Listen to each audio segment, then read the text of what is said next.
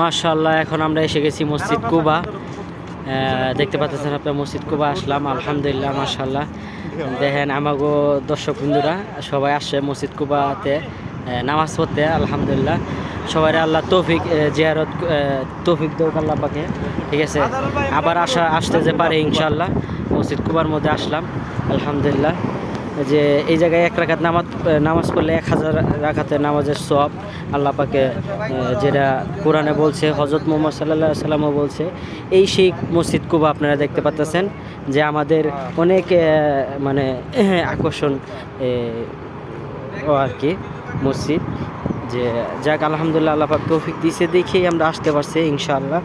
তো আবার যে আসতে পারি আল্লাহ পাকের কাছে দোয়া করি, লাখ লাখ হাজার হাজার শুকরিয়া যে আল্লাহ পাক এই জায়গায় এক রাকাত নামাজ পড়ার সওয়াব আমাদের আমল নামায় লেখে ইনশাআল্লাহ। তো ভালো থাকবেন, সুস্থ থাকবেন, আলহামদুলিল্লাহ।